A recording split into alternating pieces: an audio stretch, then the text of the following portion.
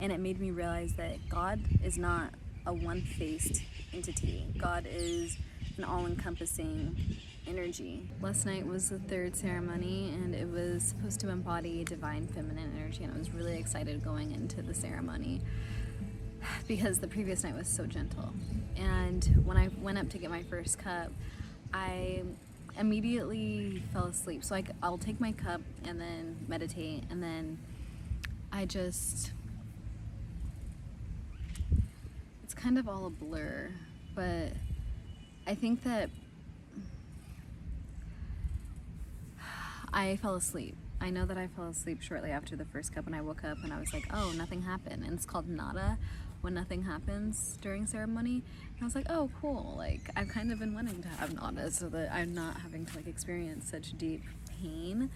And then shortly after that thought, my body starts going jolting, doing all of these out of body, uncontrollable motions. And I was like, oh no, because one of the ways to purge is by shaking, and I had not shook at all the previous nights. So I was like, oh gosh, I really don't want this to be happening right now. And then I got up and I tried to go outside and breathe it out and try to purge in different ways, and it wasn't coming. Nothing was coming out. Once I started shaking, then I started seeing these serpents, these little black, almost like snails with faces and no arms, just a lot of them, and just coming. They were inside of me, but also coming out of me. And I could feel that every time I was shaking and jolting, it was releasing these demons, this negative dark energy. And it was really scary for me because I really don't like seeing any type of dark images. So for me to feel and experience that was really, really scary. And then there was also a point where I felt, this is when I was laying down, I felt the tube of the Matrix in my back. So if you've seen the movie The Matrix, you know that there is this kind of alien tube that you're hooked up to, and you're in this little pod. And when you're hooked up to the Matrix, you're seeing this reality. But then when you wake up from the Matrix, you realize that reality is not the reality, and that behind these closed curtains, in a way, these aliens are controlling us. And I literally saw that and felt it. I felt the tube. I felt myself waking up, and I saw the alien things coming, and I got scared because I was like, this isn't what I expected for real life. This is what I expected for God to be, and then I think that's when I got up and threw up.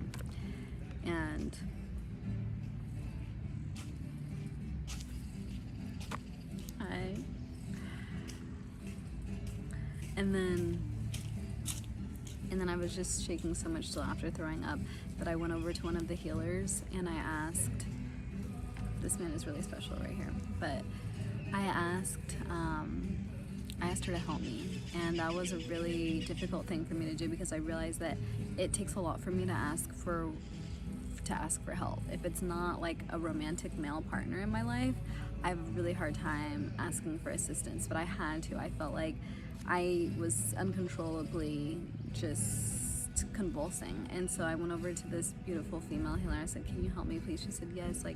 How are you feeling? I was like, these serpents are coming out of me.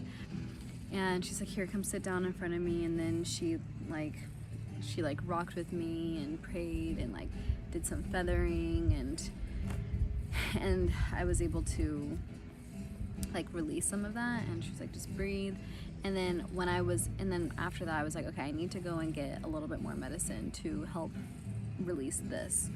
And so when I got up to get, I whimpered over to the shaman, and I just knelt down in front of her with my puke bucket. Puke bucket is just right hand man right there, pretty much everywhere during the ceremony. And I'm just just kneeling down, and then she comes over and she's like, hi sister, how are you feeling? I'm feeling serpents coming out of me. I feel like I'm shaking a lot. I need some more medicine. And she's like, just a little bit more. And she's like, okay, do you have your cup? And I was like, no, because they gave us these little shot glasses to take the medicine in, and I was so out of it that the medicine just moved me to go and get another cup. I didn't even consciously think like, okay, I need to go back to my mattress to get my cup and then go over to the shaman to get the medicine. And so she's like, just leave your bucket here, go get your cup, and then I'll give you medicine. So I like walk over, have the medicine, and then I go and lay down, and gosh, it's so just like so much. Oh, okay, so before I actually got up and before I saw the demons, I saw a glimpse into a past life where I had 2 daughters. And I know their names. That's all I really caught from them. The oldest one, his name was May, and the youngest is Analia. And I tried to see their faces, but I couldn't, like, I was having a hard time seeing their faces, and it like made me sad. And then I think that's when all of like the demons started rushing in. And then I started thinking about my cats and how like my main cat has the 2 babies, and just my cats have come to me every single night, but I was thinking about them during that whole thing. And I feel like I was just like kind of sad about not wanting kids in this life, but also feeling like an overwhelming sense of gratitude and connection that I have been a mother in a past life, and that the lineage is still within me. So it's just feeling like a really intense emotion. During this whole thing, like I asked the medicine okay, I know this is like going all over the place, but like I'm still trying to, I don't know the exact order of everything. I just know that these things happened. So I asked the medicine to help me, and I asked Mama Aya, like, I want to see your face. And because at first I could just see like a glowing like white cloak, like just kind of like her back side, and just like a long white cloak. And then she like had me lay my head on her lap, and was just like brushing my hair back. I said, Mama Aya, I want to see your face. And then when she showed me her face, she like turned, and it was a skull. And then the skull fell off onto the ground, and I got so scared. I'm like, no, like this isn't what I wanted you to look like. This isn't what I wanted you to be, even though you're so loving, like how I thought you were gonna be beautiful. And I just started crying, and then at one point I had like gone outside, and I had like put my bucket down. So much. So at first after my second cup, I was like, oh, okay, I'm good. I got like the shakes out, I'm good. And then I went over to the musicians in the front of the room, and I just started shaking again, and like doing, like my body was just like moving without me controlling it. And then they have these like spirit dogs that come, like they're real dogs, but they fight spirits and like ward them off. And they said that the dogs will come over to people who need help, and that dog came over to me, and I was just like, oh my gosh, yeah, like I am struggling, I need help. And then they're like, okay, we're calling for the 3rd cup, this is the final cup. And I was kind of sitting in the front, so I didn't want to be next to everybody else getting the cups, and I didn't want a 3rd cup, so I went outside. And then when I walked up to go outside, I was like, oof, my stomach is really hurting, I think it's time for me to throw up. So I put my bucket on the grass, but I was still like standing on the concrete. You can kind of see like right here the situation. And I was just like kneeling down, like ugh. And then, okay, I'm just gonna kind of show you right here what I was doing. And so then I just started like convulsing so much, and like I could not throw up. And then one of the male shamans came over to me, and he was like, just breathe, sister, breathe. And I had my blanket with me, and then he was like feathering me. He like blew this kind of like alcohol spit stuff to cleanse my spirit, and it was just so, his soul was just so gentle. And then he like, when he spit the stuff at me, like my body like kind of like fell back, and I just remember him like putting his hand on my head so I wouldn't hit my head, and I was just like laying in the middle of the concrete right there. And I remember thinking like, dang, like I'm one of these people that is like struggling right now, like I'm completely taking up this whole pathway, people could be tripping over me because everybody else is also very heavily on the medicine.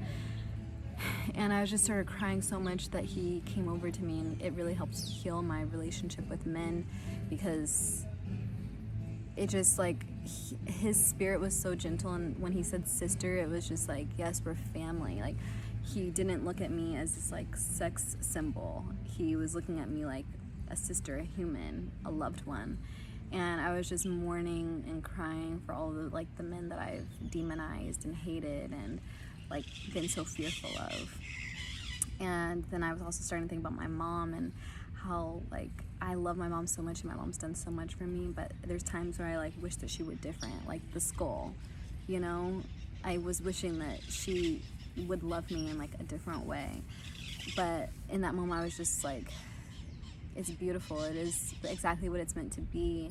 She is exactly the type of mom that I need. I'm exactly the type of daughter that she needs, and it's all part of the divine plan.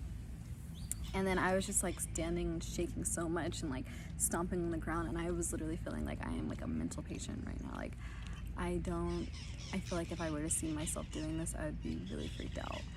And then that went on for a very, very long time, where I was just shaking so much. And then I was just like laying on this bench by the fire, and then one of the healers came over and said, the shaman wants to do a blessing on you, because she probably could see that I was like struggling. And I sat down, and the healers are so powerful here. And then after that I felt a lot better, and she like was like tapping me, putting like this like lotion, they call it lotion, but it's like some type of like, it smells like an alcohol-based essential oil mixed with a little bit of ayahuasca. And then I went back to my mat, and I was just like laying there trying to just process it all.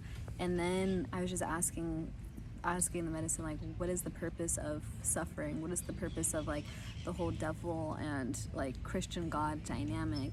And I felt like it was just the balance, the sun, the moon, the light, the dark, the inhale, the exhale, the tide in, the tide out, like female, male. Just because it's like opposite doesn't mean it's bad. And I feel like it also speaks to like my whole racist thing that I had kind of been struggling with, because it was just a reminder that it's all part of the divine plan. And I kept asking like, why? Like, I don't understand. But then I would rephrase it to help me understand. And the sentence that kept coming through was, because I love you, because I love you, because I love you. And then that transitioned into just me seeing this like sphere with all of these different like layers inside of the sphere that were all turning at different times and different ways with different symbols on them. And I felt like that was like the all-encompassing vibration of life, love, existence, everywhere, at all times, anywhere, always. And that is like the purpose. It's in the cosmos. It's in, and I was like asking like, okay, well, where did this start? Like, how did this even start formulating? And I felt like God, the medicine, life, energy was like, it just is. It just is. And I was like, okay, well, I want to see God's face. And it was just showing me images of like animals, trees, birds, leaves, people's faces. And it made me realize that God is not a one-faced entity. God is an all-encompassing energy within every single thing. Every single person that I have the blessing of placing my eyes upon is God. Every single time I'm able to touch a leaf, a tree, I'm being able to experience God's presence and gift. And then the last song that they played was like, the lyrics were like, don't you see how simple life can be? And it was just like, I do, I really do. So although I had to go through a lot of turmoil to be able to get to that point, it was so worth the beauty of just seeing the divine. So I'm definitely like missing a lot of things, but there was also a point where I danced with an octopus.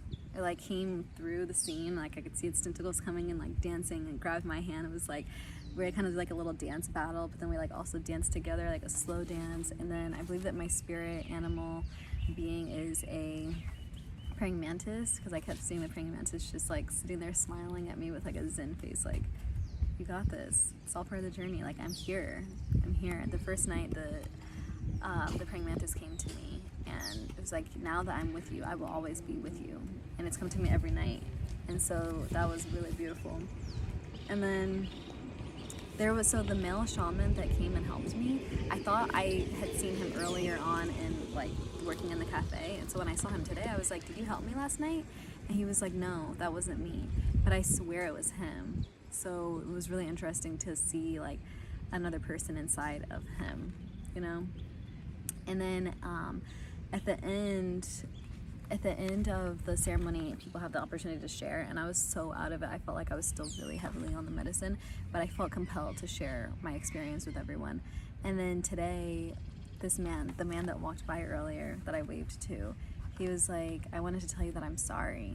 I'm sorry for being such an asshole. I was like, what do you mean? I didn't think you were. And he's like, I wanted to apologize to you on behalf of all men.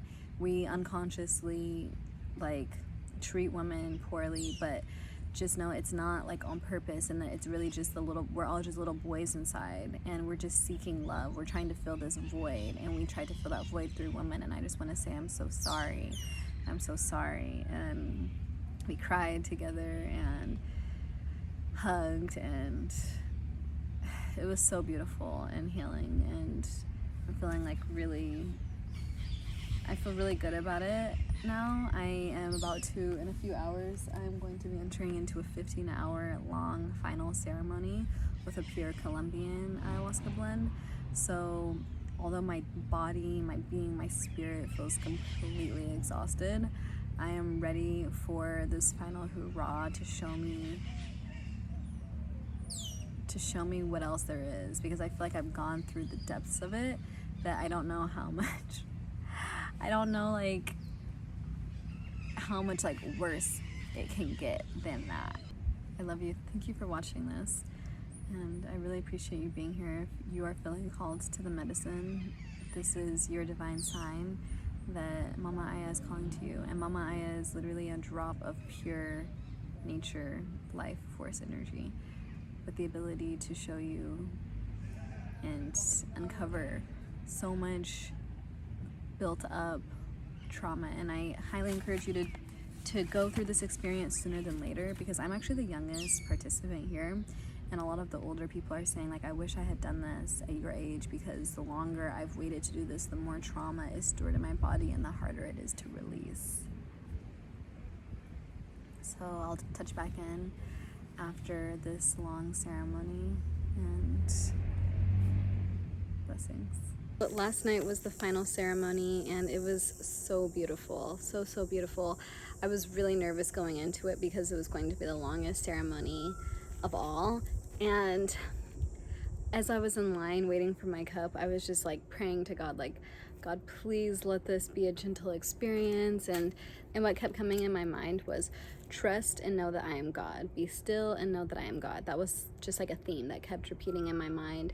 And then when I got the cup, it was so thick. So every other night it's kind of tasted, it's been a little bit more liquidy, and it kind of just tastes like thick cacao mushroom, earthy kind of concoction. But last night it was like a thick syrup, to the point where it was hard for me to even like pour it because it came down so thick. And so when I was in line, I was debating so hard, like, should I ask the shaman if I should do a little cup, or should I just like let him give me whatever size that he wants? And then when I got up there, I was like, little please. He's like, little bit. I was like, yes. And then I'm so glad I did, because it was so strong and thick. And then I went back to my mat. I just fell asleep for a long time. And then, but I would wake up and I'd have to use the bathroom. And previous nights I'd have like straight up like diarrhea, okay? If you haven't noticed by now, purging is a huge theme in doing ayahuasca, and it can come in the way of like diarrhea, vomiting, shaking, or dancing, crying. Those are kind of like the main ones. And last night I did not throw up at all, but I was just like diarrheaing water. It was just so much, just like, it felt like the ayahuasca was just getting out any type of extra gunk that was in my body, and just really helping to cleanse me. It was so gentle, and I personally feel like that was kind of like the easiest way of purging. I would like take that over throwing up, because that takes like a lot out of me. Shaking took a lot out of me, and it's more discreet. I felt kind of like embarrassed throwing up in front of people, even though everybody was throwing up in front of everybody, but there was just something holding me back from that. So I felt really blessed to just only be like having to use the toilet. And I got very like small visions, but it was mostly just a confirmation from the previous night that I had gotten my miracle. That's like a huge kind of like endpoint that the facilitators help you to like reach towards, is that they want you to get your miracle. You're gonna face dark things, but it's to show you the light and how to heal through those experiences. So I feel like last night was just like, yeah, you got your miracle last night. You went through the ringer. We don't really have anything else to show you besides the fact that like you are on the right path. You did it. And I just kept seeing this vision of a tree, and I felt like it was the tree of life. And I felt like I was the tree of life, and just so still and present and grounded, and the ability to bear fruits of all types and of just abundance. So it was just like a very still visual. And then at one point a snake came and approached me, and it was like right here, and it asked if it could enter my mouth, and I said yes. The spirit animals are so gentle, and they're like so real too. Like you can see them, and there are themes also in people's experience. There's like a jaguar. I didn't see the jaguar, but I definitely saw the snake, the octopus, and the praying mantis. The praying mantis was definitely the closest one to me that appeared every single night. And so the snake, I think this was the only night that the snake also approached me by lifting me up that other night, but the snake came into my mouth, down my body, and like immediately went into my intestines and was helping to clear out my intestines, and just helping me like purge through there. And then I kept thinking like, am I gonna have to throw up this snake? And it was like, no, just chill, like I'll come out on my own time. I'll come out on my own time. And then I probably went to the bathroom like 20 times, and I would just like get this feeling. It would be like a gurgle in my stomach, and just like have to go. And I'd be so tired too. I would be like, oh, I don't want to get up, but my body's like, no, you got to get up right now, or you're going to end up going on yourself. And I'm so happy I didn't end up going on myself. But then at one point I was really hungry, because we have to fast like hours before the ceremony, so I hadn't ate since like 2 o'clock or something, and the ceremony didn't start until like 7:30, and it went until like 9:30 a.m. So I was so hungry, and then my praying mantis came over to me and was like, just like chilling. I was like, can I eat you? And it said, yes, I'll reappear in a different form. So I ate the praying mantis, and it tastes like a cucumber, and I felt like just like so satiated with that. And then it was just in my body, and I could like see and feel its presence in me.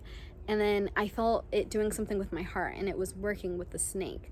And then I was like, are you all doing heart surgery on me? I was like, yeah. It's like, okay. And I could like feel all these different things going on in my heart. Another intention that the facilitators give people is heal my heart. So the first intention is show me who I've become. And the second one is merge me back with my soul at all costs. And then the third one is heal my heart. So I feel like the show me who I've become one was really revealed to me that first night, when I realized that I was molested as an infant.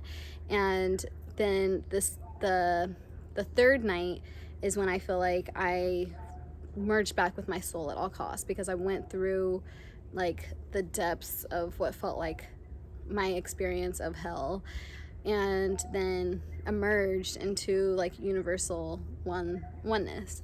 So that was like my merging back to my soul. And then last night I felt like it was a true heal my heart. I had also felt like I healed my heart too the other night when I smiled, and I could feel the direct correlation of my heart smiling. But that was just like a full completion when the snake and the praying mantis were healing and doing heart surgery on me. So that was pretty much all that I got. And I also was just getting like confirmations and reminders from the previous night. Like something that kept coming into my mind was when I was shaking. the previous night. One of the female shamans, she was like, just breathe, you know, and like I was still having a hard time controlling my body, and she was like, another way to work with the medicine is to show gratitude. And that was a really good tip, because in any scenario that we get into life when we're having a hard time is to show gratitude. Showing gratitude really helps to like take you out of that chaos that you could be feeling. So it was a beautiful, just like bow at the end of the ceremony. I didn't feel called to go for any more medicine, and my body was just like, yeah, we're done. It felt like I kind of like microdosed on the ayahuasca, but it was exactly what I needed, and I slept through most of the thing, so I didn't feel like it was a really long time. And then there was a healing circle at the end where like 4 shamans would bless you pretty much all at once. They'd like go in a line and bless you with like, they have this like shaker leaf thing that they use, and it's like, and they're like blowing and like saying prayers over you, and like putting this like alcohol essential oil stuff, and like, and then the shaman like also like rubbed my stomach, rubbed my heart, rubbed my head, and that just also felt like it was getting out any type of excess trauma, drama, whatever that was stored within me. So it ended up being such a beautiful experience altogether. At the beginning of this experience, I was like, I don't think I would ever want to do ayahuasca again. Like, this is so intense. But now that it's over, I'm like, I could do this again. Like, I'm kind of a little bit sad that it's over. I'm like, I could go again tonight. Like, now that I have this relationship with ayahuasca, I know her now, and I know that she knows me. She's always going to like be in me in that way, and what she revealed to me, I will never be able to unreveal. So now I get to move forward in my life with this completely new awareness, which is so beautiful. And I'm just so excited to now integrate all of these lessons and blessings that I've been blessed with on this experience. So thank you so much for watching. And again, if you're feeling called to ayahuasca, this is probably your sign. And even if you're not feeling called right now, I encourage you to truly listen within, and hear for when she does call you. So thank you for watching this. I hope that it gave you a good idea of what ayahuasca can be like. Everybody's experience is different, but I wanted to leave this video mostly uncut from my journal diary video entries to show you the true emotions and pauses and reflections that I was feeling in that raw state.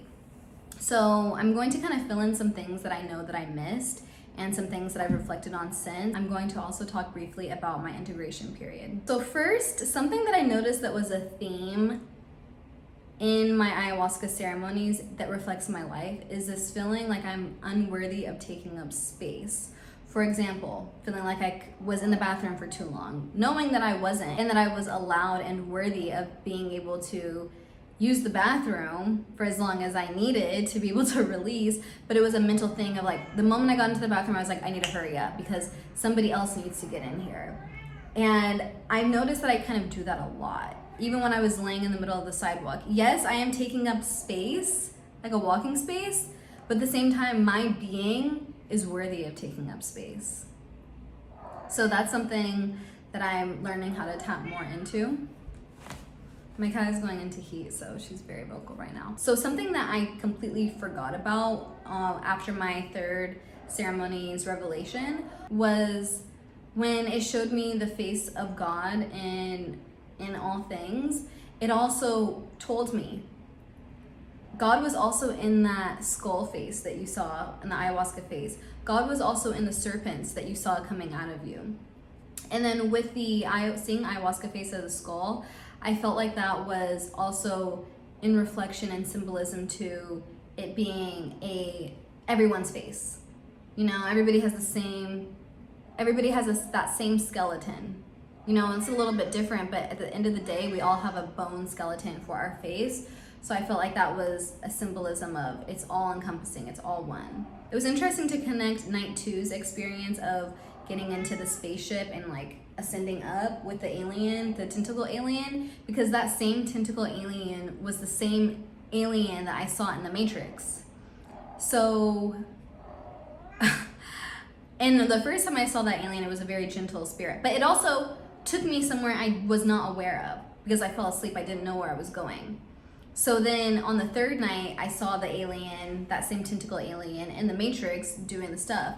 So I do feel like the Matrix is real to some degree. I feel that it is real as in a reminder that this 3D world that we experience is truly an illusion, and that there's so much more to unfold behind different illusions. Literally, when we close our eyes, that's a whole nother dimension within itself. And I want to say and remind you that everything that I experienced was behind closed eyes. I didn't see anything in this realm. Everything, so much is going on in the spirit world. The spirit world you can tap into from the moment you close your eyes. You can, but you have to I feel like you have to consciously tap yourself out of this 3D world to tap into the spirit world, because you can close your eyes and be thinking in this world's illusion still. But once you detach from that, spirit realm. And we see that with our dreams, you know, it's a moment that it's like sometimes people's only time when they fully allow themselves to detach from this 3D world, because we have to sleep. We go into the spirit realm every single night. That was a correlation. And then the other correlation that I saw was the tree of life. So the first night I saw an old woman with a tree face, right? Which I feel like was also Mama Aya, but also like Mother Earth, also just Mother Nature. And then the last night was the tree of life. And so I ended up being that tree of life. So that was a beautiful correlation to see just come into full circle. As far as integration goes, that has been a huge journey within itself, because not only am I processing everything that happened, I'm also having to adjust my life to now take action and take initiative on things that I know. For example, having my fear around men. I feel like it was so deeply ingrained, that fear in me, that it almost comes, I notice that it almost comes as like a automatic, like an autopilot zone to get on, like, oh, I have this fear, da, da, da. But no, I don't. When I really tap into how I feel and who I am now, I don't have a fear of men. I don't have a fear of getting abducted. Like, I literally felt like I was going to walk outside and somebody was going to snatch me. That fear has completely diminished because I've found so much more compassion in people and